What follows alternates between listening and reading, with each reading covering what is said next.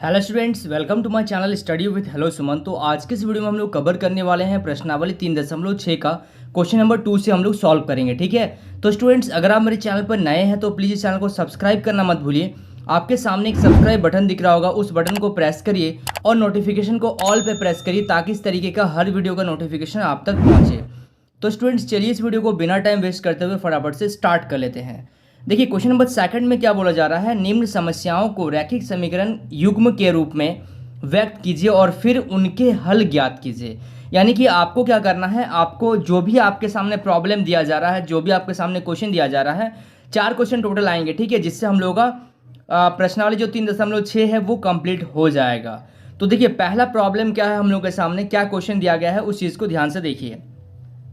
ऋतु जो है, ऋतु धारा के अनुकूल 2 घंटे में 20 किलोमीटर तैर सकती है और धारा के प्रतिकूल 2 घंटे में 4 किलोमीटर तैर सकती है।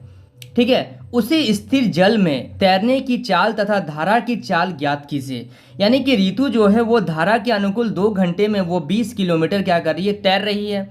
ठीक है, 20 किलोमीटर वो क्या कर रही तैर रही है। और धारा के प्रतिकूल, ठीक है, यानी कि धारा जिधर से बह रहा है उधर से और धारा के उल्टा साइड से वो 2 घंटे में 4 किलोमीटर तैर सकती है। तो उसी स्थिर जल में तैरने की चाल और धारा की चाल को आपको यहाँ पे ज्ञात करना है। ठीक है, तो देखिए सबसे पहले यहाँ पे क्या करना होगा आपको, सबसे पहले यहाँ पे आपको कुछ लेट कर लेना होगा, यानी कि आपको मानना पड़ेगा।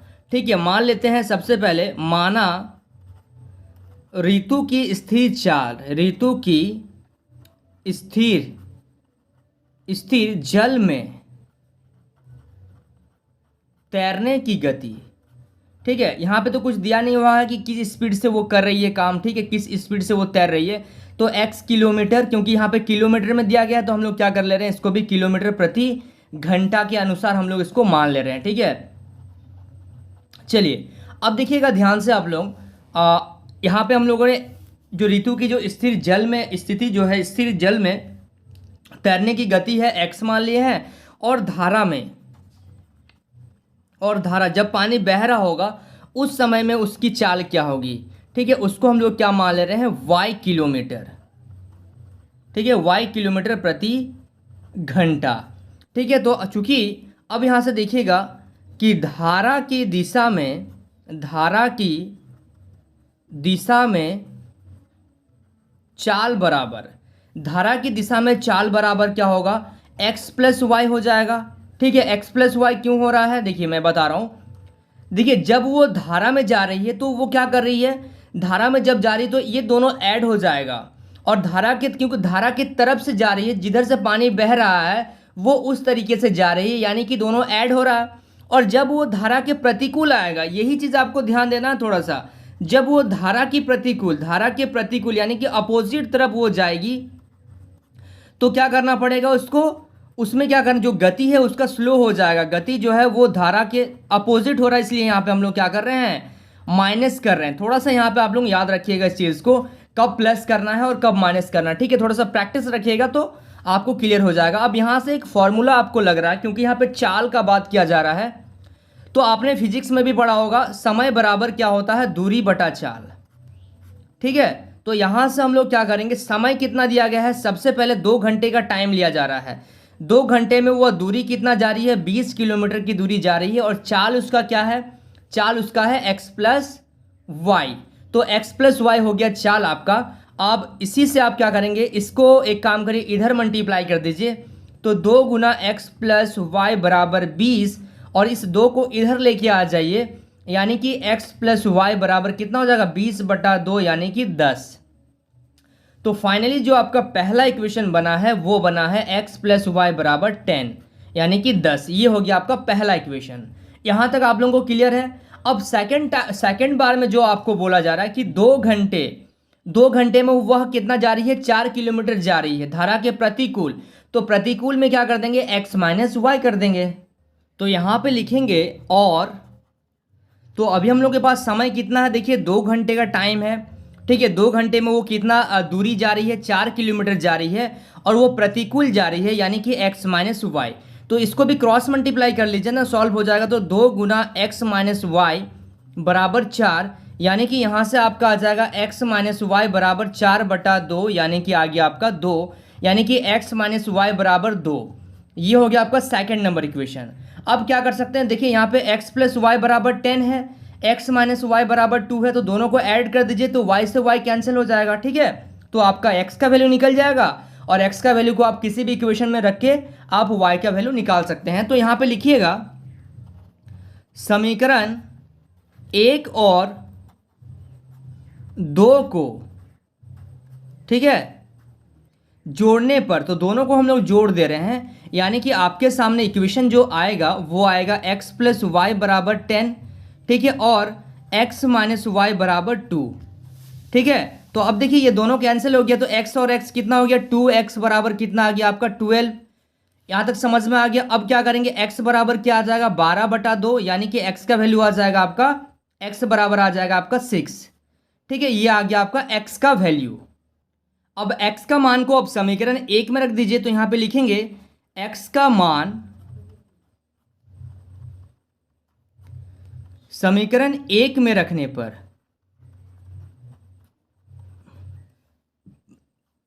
तो समीकरण 1 क्या है हम लोग का, समीकरण 1 है x प्लस वाई बराबर 10, यानी कि x का वैल्यू है आपका 6, तो 6 प्लस वाई बराबर 10, यानी कि y बराबर 10, ये प्लस का 6 इधर चल जाएगा तो माइनस का 6 हो जाएगा, यानी कि y बराबर आ गया आपका 4। तो ये x का वैल्यू था 6 और ये आ गया y का वैल्यू। अब यहाँ पे आपको कुछ लाइन ऐड कर देना है, यहाँ पे मैं लिख दे रहा हूँ, यहाँ पे लिखिएगा अतः स्थिर जल में ऋतु के तैरने की चाल बराबर, उसको x माने थे, यानी कि 6 किलोमीटर प्रति घंटा हो गया, और जलधारा की चाल बराबर कितना हो जाएगा, 4 किलोमीटर प्रति घंटा। ठीक है, समझ में आ रहा आप लोगों को, यहां तक क्लियर हो गया। चलिए so students please note down this question. अब हम लोग देखते हैं क्वेश्चन नंबर सेकंड का सेकंड नंबर क्वेश्चन। देखिए क्वेश्चन नंबर सेकंड का सेकंड नंबर क्वेश्चन को देखिए, एक महिलाएं एवं 5 पुरुष एक कसीदे के काम को साथ साथ 4 दिन में पूरा कर सकते हैं। ठीक है, 2 महिला और 5 पुरुष मिलके काम कर रहे हैं कहीं पर, तो वो साथ साथ जब काम कर रहे हैं तो 4 दिन में पूरा कर पा रहे हैं, जबकि 3 महिलाएं और 6 पुरुष जो है इसी काम को 3 दिन में पूरा कर सकते हैं। तो ज्ञात कीजिए कि इसी कार्य को करने में एक अकेली महिला कितना समय लेगी। तो पुनः इस कार्य को करने में एक पुरुष कितना समय लेगा, यानी कि सबसे पहले आपको 2 महिलाएं और 5 पुरुष मिलके काम कर रहे हैं, 4 दिन में पूरा कर रहे हैं, और बाद में क्या कर रहे हैं कि 3 महिलाएं और 6 पुरुष काम को 3 दिन में ख़त्म कर रहे हैं। तो अगर उसी काम को हम लोग अकेला एक महिला से करवाएं तो वो कितना समय लेगी। ठीक है, वर्ड प्रॉब्लम है ये, बहुत अच्छा क्वेश्चन है। ठीक है, और पुनः इसी कार्य को अगर एक पुरुष को दे दिया जाए तो वो कितना समय लेगा इस काम को करने के लिए। ठीक है, तो ध्यान से देखिएगा, यहाँ पे सबसे पहले मान लेते हैं, माना कार्य को, ठीक है, पूरा करने के लिए अकेली महिला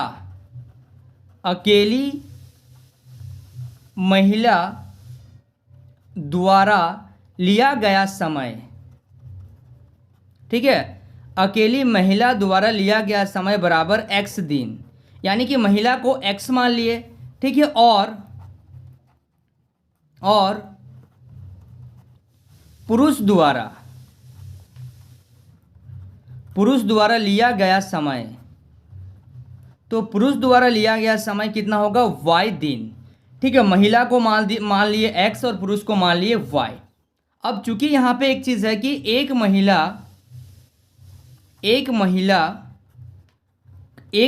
का एक दिन का कार्य बराबर कितना, अगर मान लीजिए एक महिला है, ठीक है, महिला तो देखिए काम कर रही है x दिन में, पुरुष कर रहा है y दिन में, लेकिन अगर एक महिला का अगर एक दिन का कार्य निकालना होगा तो 1/x हो जाएगा, और एक पुरुष का एक दिन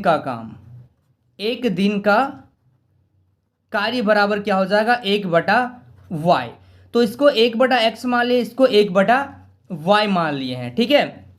तो यहाँ पे देखिएगा, चूंकि दो महिला, काम कितना महिला कर रही है, दो महिलाओं, ठीक है, और प्लस 5 पुरुष, 2 महिलाओं और 5 पुरुषों द्वारा, ठीक है, कार्य को कितना दिन में कंप्लीट किया जा रहा है, 4 दिन में पूरा किया जाता है, ठीक है। 2 महिलाओं और 5 पुरुषों द्वारा कार्य को 4 दिन में पूरा किया जाता है। तो यानी कि यहाँ पे क्या हो जाएगा, चूंकि 4, ठीक है, 4 दिन में पूरा किया जा रहा है, तो 4 गुना 2/x प्लस 5/y बराबर कितना है, 2 महिलाएं और 5 पुरुषों द्वारा कार्य को 4 दिन में पूरा किया जा रहा है, बराबर क्या हो जाएगा, 1, ठीक है। अब ध्यान से यहाँ पे देखिएगा, 1 यहाँ पे इसलिए आया क्योंकि कार्य को वो पूरा कर रहे हैं। देखिए ध्यान से देखिएगा, अगर एक महिला 1 दिन काम करेगा तो 1/x, और एक पुरुष अगर 1 दिन काम करेगा तो 1/y। तो महिला जो है 2 दिन काम करा तो 2 से इसको गुना कर दिए, और पुरुष जो है 5 दिन काम करा तो 5 से गुना कर दिए, और ये टोटल 4 दिन का काम करके ये कंप्लीट कर रहे हैं, इसलिए इसको 1 कंसिडर किया गया है।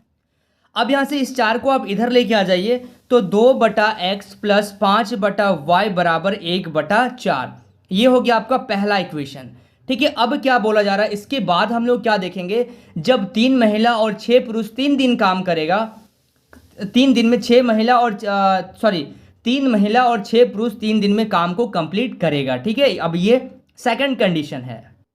अब देखिएगा यहाँ पे हम लोग लिखेंगे पुनः क्या क्या हो रहा हम लोग के साथ, क्या क्या कौन कौन काम कर रहा, तो पुनः जो काम कर रहा है वो 3 महिलाओं, ठीक है, और 6 पुरुषों, 3 महिलाओं और 6 पुरुषों द्वारा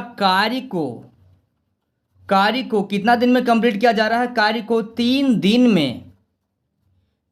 में पूरा किया जाता है, ठीक है। 3 दिन में कार्य को पूरा किया जाता है, यानी कि 3 महिला यानी कि 3/x और 6 पुरुष यानी कि 6/y बराबर क्या हो जाएगा, 1, ठीक है।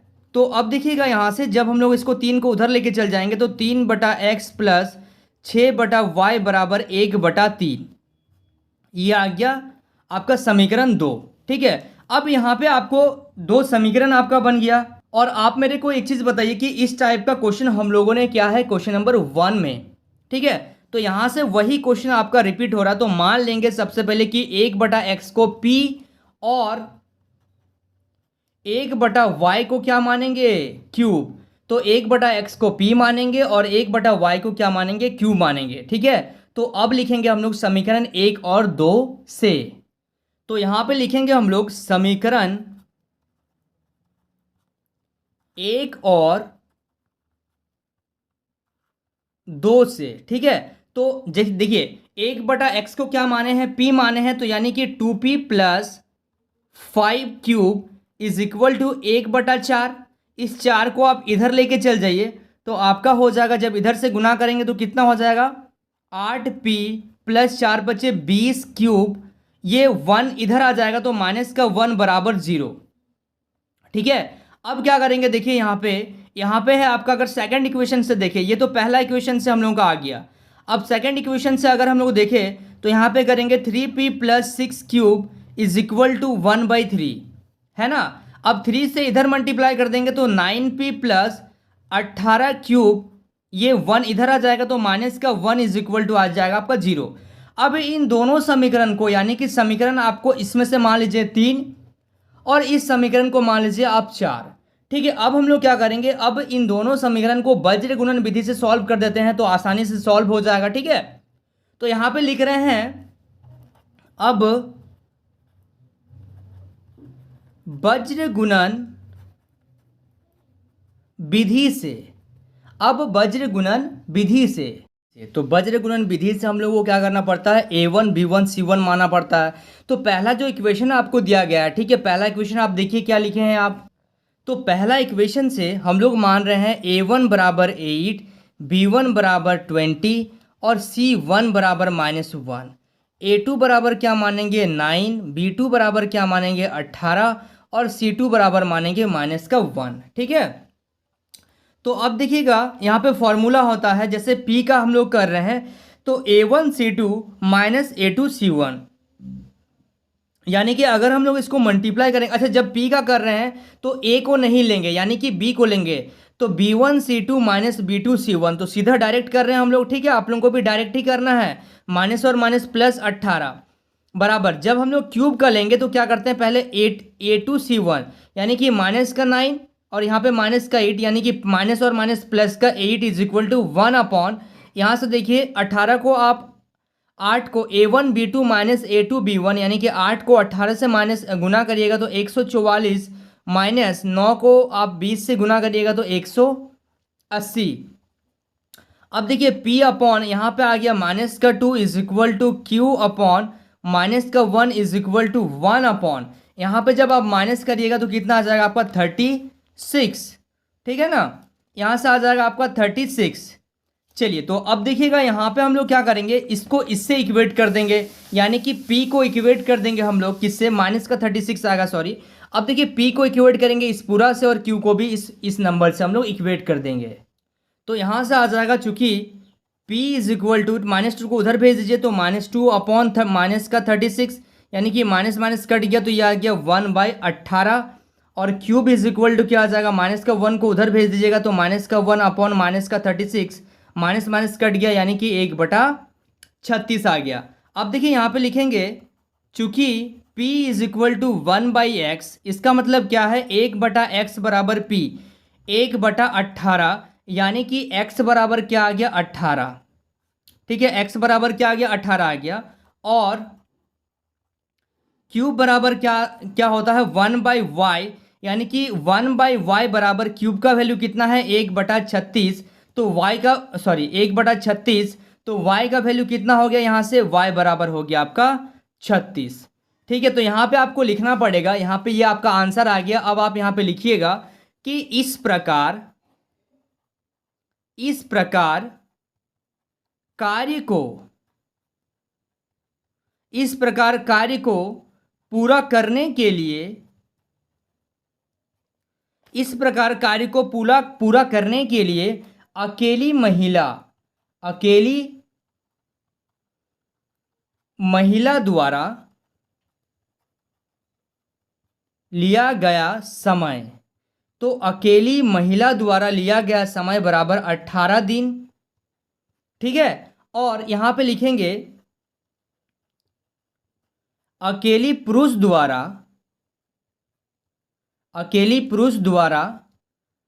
लिया गया समय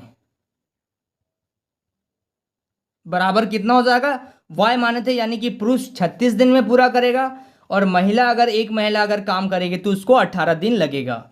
ठीक है, बात समझ में आ गया आप लोगों को। चलिए, so students please note down this question. अब हम लोग देखते हैं क्वेश्चन नंबर 3, जो कि आपका इस चैप्टर का लास्ट क्वेश्चन है।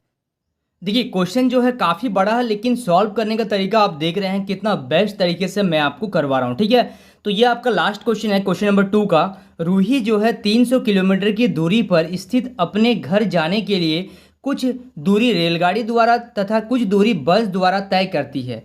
यानी कि जो रूही है वो क्या कर रही है, अपने घर जा रही है, उसका घर जहाँ पे वो अभी है वहाँ से उसका घर 300 किलोमीटर दूरी पर है, तो वह कुछ दूरी क्या कर रही है, रेलगाड़ी से जा रही है और बाकी जो दूरी है वो बस से तय करती है। यदि वह 60 किलोमीटर रेलगाड़ी द्वारा तथा शेष बस द्वारा यात्रा करती है तो उसे 4 घंटे का समय लगता है। यानी कि वो क्या कर रही है कि 60 किलोमीटर रेलगाड़ी से और बाकी आपका 240 किलोमीटर जो है वो बस से जा रही है, तब उसे 4 घंटे का समय लगता है। और यदि वह 100 किलोमीटर रेलगाड़ी से तथा शेष जो बच जा रहे हैं, यानी कि 200 किलोमीटर अगर वो बस से यात्रा करती है तो उसे 10 मिनट अधिक लगते हैं, यानी कि 4 घंटा 10 मिनट उसको लग रहे हैं। तो रेलगाड़ी एवं बस की क्रमशः चाल ज्ञात कीजिए, यानी कि रेलगाड़ी का स्पीड क्या है और आपको निकालना है यहाँ पे बस की जो स्पीड है वो क्या है। क्वेश्चन क्लियर है, बहुत बढ़िया तरीके से मैंने आपको क्वेश्चन को समझाया है। चलिए, अब ध्यान से पहले आप देखिएगा, उसके बाद आप नोट करिएगा। माना रेलगाड़ी की चाल, तो रेलगाड़ी की जो चाल है वो क्या है, x किलोमीटर प्रति घंटे। ठीक है, और बस की चाल बराबर क्या है, y किलोमीटर प्रति घंटे। ठीक है, तो चूंकि चाल बराबर क्या हो जाएगा, चाल बराबर होता है आपका दूरी बटा समय। चाल बराबर क्या होता है, दूरी बटा समय। यानी कि अगर केस 1 को देखें, यानी कि पहला कंडीशन को अगर हम लोग देखें तो हम लोग को यहां से क्या मिलेगा, देखिए कुल यात्रा जो है, कुल यात्रा की दूरी कितना यात्रा करेगी, वो 300 किलोमीटर की दूरी, वो 300 किलोमीटर वो यात्रा करेगी। चूंकि रेलगाड़ी से तय की दूरी बराबर, तो पहला बार में वो रेलगाड़ी से जा रही है 60 किलोमीटर और बस से तय की गई दूरी बराबर, तो बस से वो तय करेगी, अगर वो 60 किलोमीटर तय करेगी रेल से, तो बस से कितना तय करेगी, 300 में से आप 60 किलोमीटर को घटा दीजिए, यानी कि आपका आ जाएगा 240 किलोमीटर। ठीक है, तो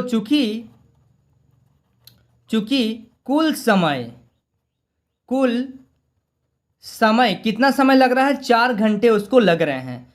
ठीक है, तो यानी कि हम लोग क्या कर देंगे यहाँ से, तो 1 घंटा अगर हम लोग को निकालना पड़ेगा कि रेलगाड़ी की चाल x है, यानी कि अगर 1 का बात करेंगे तो क्या हो जाएगा, 60 बटा x प्लस 240 बटा y, यानी कि रेल से जा रही है 60 किलोमीटर और वो जा रही है, बस से जा रही है 240 किलोमीटर, तो जिसमें उसको 4 घंटे का समय लग रहा है। ठीक है, ये पहला कंडीशन हो गया। अब हम लोग क्या करते हैं, इस 4 को इधर अगर लेके आ जाते हैं तो 4 से हम लोग सब चीज़ में डिवाइड कर सकते हैं।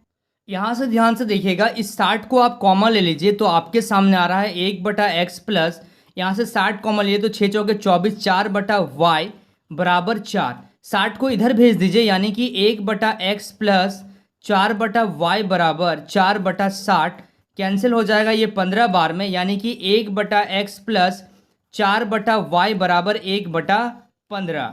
ये हो गया आपका समीकरण 1। अब अगर हम लोग केस 2 को देखें, तो केस 2 में क्या है कि रेलगाड़ी से तय की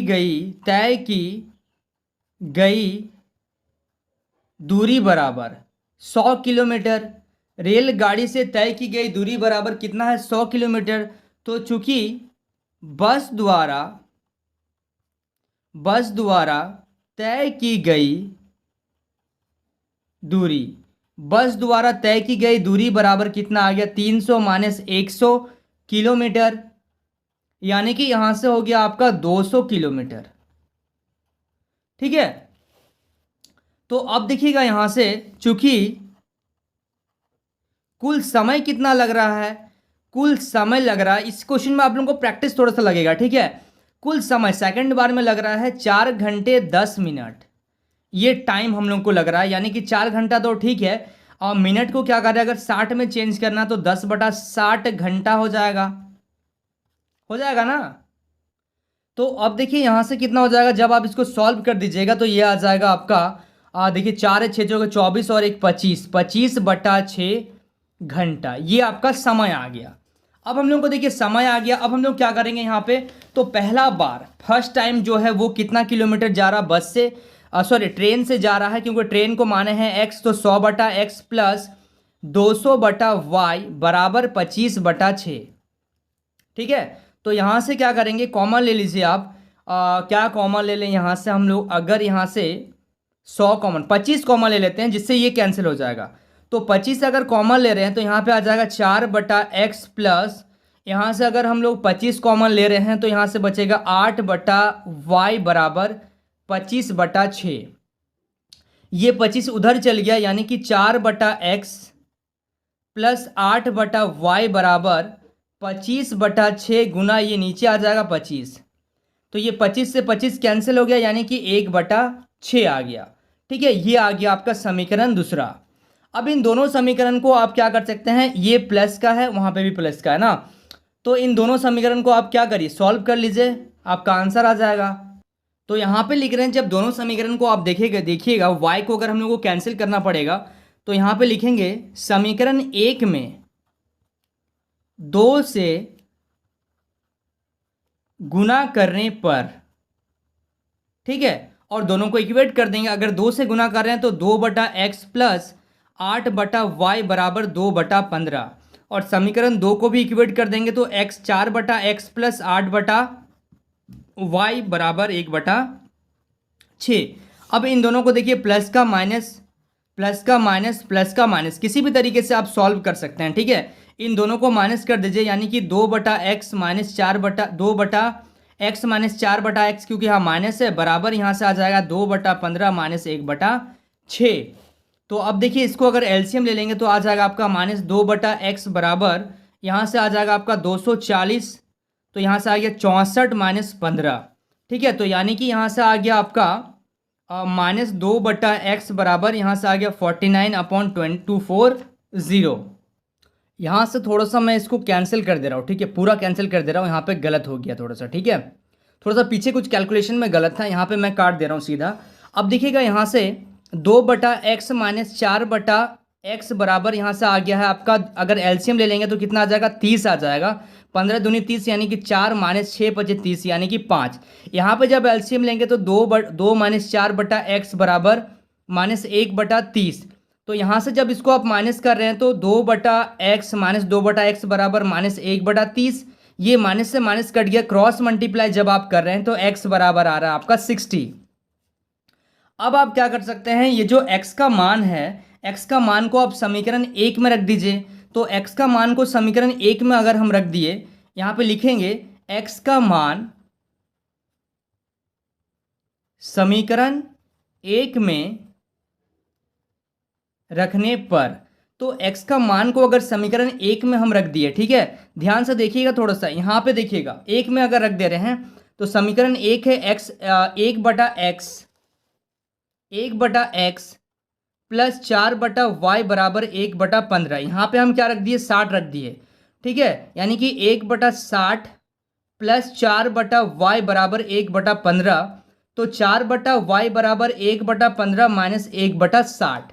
यहाँ पे एलसीएम क्या आ जाएगा, 4/y, यहाँ पे आ जाएगा 60, 15 चौके 60, 4 माइनस 1, यानी कि यहाँ से आ जाएगा आपका, अगर हम लोग मल्टीप्लाई कर देंगे तो 4y बराबर यहाँ से आ जाएगा 3/60, यानी कि 3 एकम 3, 3 दूनी 20, क्रॉस मल्टीप्लाई कर दीजिए तो y बराबर आ गया आपका 80। ठीक है, तो y बराबर यहाँ पे आ रहा है आपका 80 और x बराबर आ रहा है आपका 60।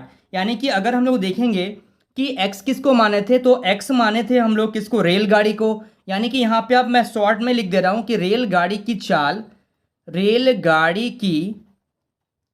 चाल जो थी वो 60 किलोमीटर प्रति घंटा थी। ठीक है, और यहाँ पे बस की जो चाल थी वो थी आपका 80 किलोमीटर प्रति घंटा। ठीक है, समझ में आ रहा है आप लोगों को? थोड़ा सा वीडियो बड़ा हो गया है, ध्यान से आप लोग देखिएगा, ध्यान से करिएगा। चलिए, so students please note down this question. So students, I hope आपको इस वीडियो से काफ़ी कुछ सीखने को मिला होगा। वाकई अगर आप इस वीडियो से कुछ सीखे हैं तो इस वीडियो को लाइक करिए, हमारे चैनल को सब्सक्राइब करिए और इस वीडियो के एंड में कमेंट करना मत भूलिए। तो स्टूडेंट्स, मिलते हैं नेक्स्ट वीडियो में, तब तक के लिए बाय।